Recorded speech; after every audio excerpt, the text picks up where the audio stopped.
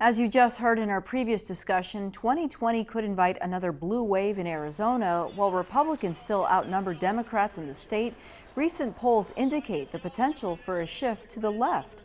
That's according to political scientist Samara Klar with the University of Arizona School of Government and Public Policy. Well, Arizona is becoming a swing state more and more so over time. We saw it a little bit in 2016, but here in 2020, it looks like the Democrats have a really decent shot. They obviously won the Senate election in 2018. And Republicans in Arizona aren't all that happy with Trump. We've seen his approval rating decline over time.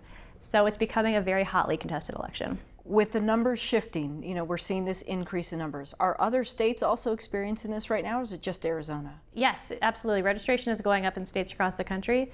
And it does seem that it's a high-profile election. We tend to see higher registration, higher turnout with presidential races, but the signs suggest that this race could be particularly engaging. The Republicans will say, no way is this a purple wave. The Democrats will say it's already turned blue. You're the expert. You study this stuff.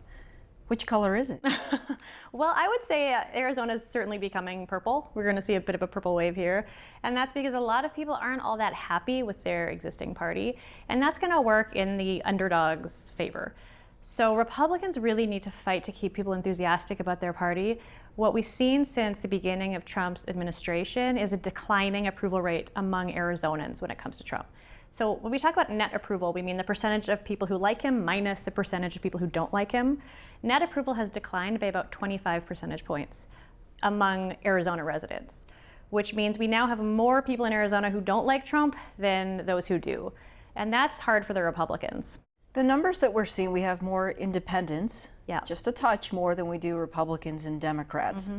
What are they likely to do then, based on what you just said, when it comes time for an election? Well, Arizona recently has had a really strong independent representation. So we have, as you said, a plurality of independents in the state, and that's true among a lot of states in the U.S.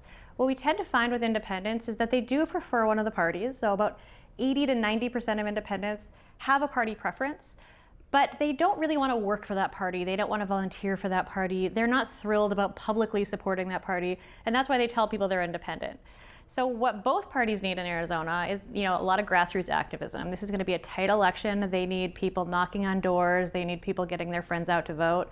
And if we have a plurality of people in Arizona who are independent, that's going to hurt both parties. And it may work to the Republicans' advantage since the Democrats here are the underdog. So you have the approval rating that seems to be declining. There are other things playing out all across the country, here locally. How are we describing the tone of politics right now in the state of Arizona?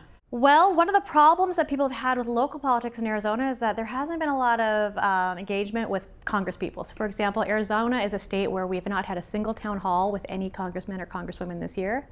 And that's not great for Arizona voters who want to be engaged in the election.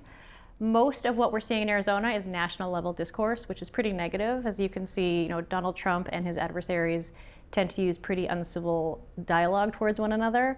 So there's a real negative tone in politics, and that can be really discouraging. Do the voters tend to remember this lack of communication, for example, the town halls? Yeah, I think they do.